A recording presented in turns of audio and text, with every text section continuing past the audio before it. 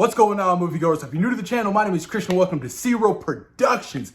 Peacemaker, you guys, is the brand new, the first DCEU show to hit HBO Max, written and directed by James Gunn. He wrote the Peacemaker series, I believe, during the pandemic when they were working on the Suicide Squad. That's crazy. That's crazy to think that Warner Brothers was just like, you know what, we trust you enough. You're going to direct and write the Suicide Squad, but we want a series for our HBO Max series. You mind coming up with something? That's just crazy to me. It's insane. But you know what? James Gunn and his work is phenomenal. He has the ability to take a group of outcasts, really, and have the audience fall in love. He's done it with Marvel, with Guardians of the Galaxy, with the Suicide Squad, which I really liked, you guys. I thought that movie was fantastic. One of my favorite movies last year. It just went full James Gunn. And whatever James Gunn goes full James Gunn, I am 110% behind it, you guys. And then, we had that movie with the introduction of a bunch of new characters, that being Peacemaker, played by John Cena.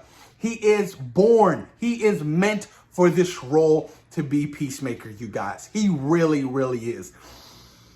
Damn. This series, you guys, is very interesting. I'm going to give you guys my brief thoughts, my opinions on episodes 1 through 3. Episode 4 airs this week, which I'm extremely excited to watch.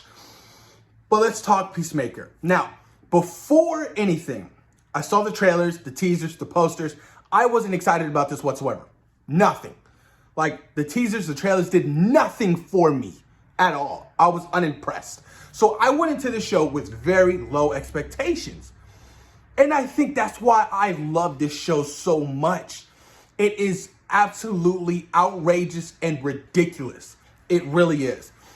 Just the intro alone is fucking insane. It's hilarious. You have the cast and crew dancing, all in costume, you guys. It is hilarious. I was like, what? Okay, fine. That is hilarious. But this show really delivers some great comedic moments. Not every comedic moment lands, but it gives some great heart, some great, action sequences that we've seen. It really feels like a show. And I tweeted this a couple days ago, where with what Marvel is doing with their shows, they feel like movies. They feel like mini movies.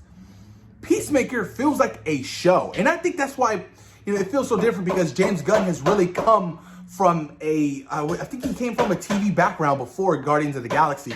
I know he was a writer for like Dawn of the Dead, Scooby-Doo, and stuff like that. But this, this series actually feels like a series. So I was really impressed with this show, you guys. I'm really impressed. And hey man, hey, chill, relax. My son's going crazy right now.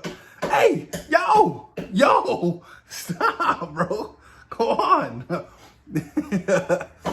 But yeah, you guys, this show really, it picks up legit right after the Suicide Squad. He's in recovery, with the shot from Deadshot through the neck or whatever, and the building falling on him. He's in recovery. So a couple months forward, he's better or whatever, and he's trying to escape the hospital or whatever. And this is a whole comedic scene between him and the janitor. Really funny writing. Really funny writing. So he escapes, he goes back home, whatever, his little, his trailer home that he has. And we get the introduction to his dad, his fucking racist dad. It's crazy.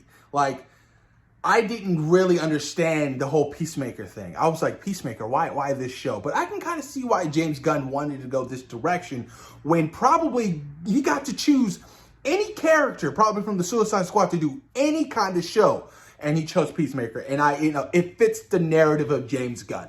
It really does. But I like his whole relationship with his dad, even though his dad's a douchebag. He really is a racist.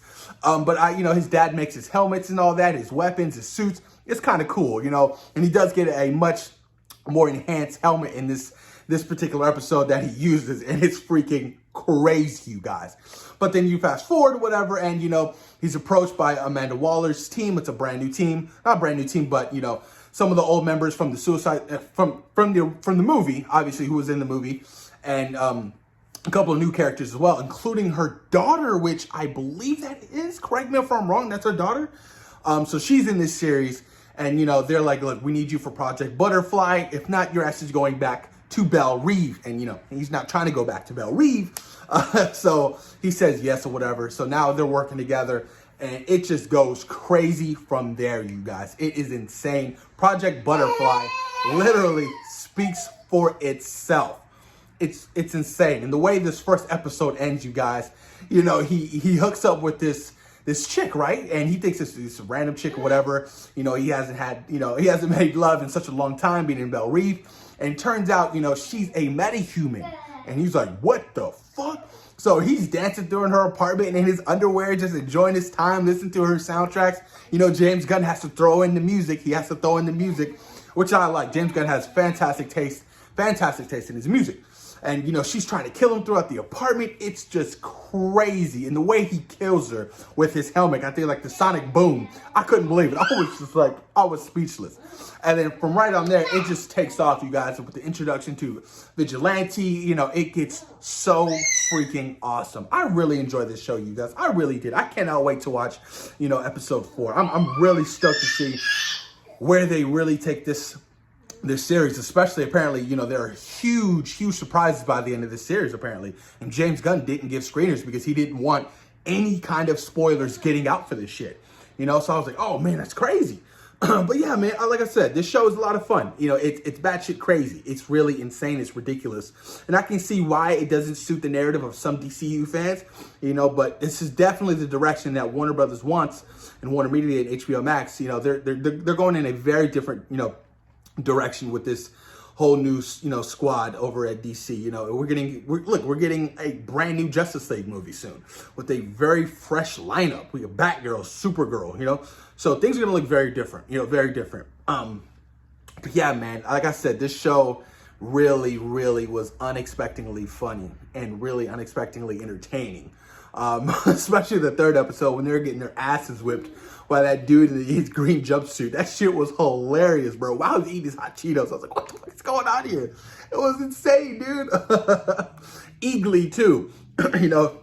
He has his pet Eagly, it's a bald eagle.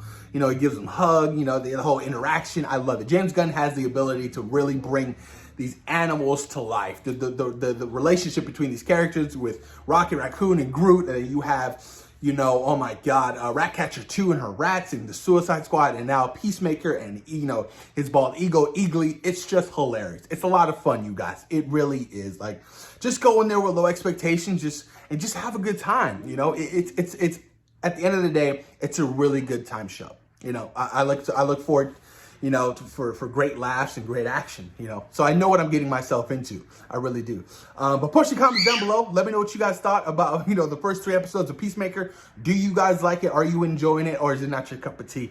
Which I kind of understand why and why it wouldn't be. But please, post your comments down below. Let me know what you guys think. Peace.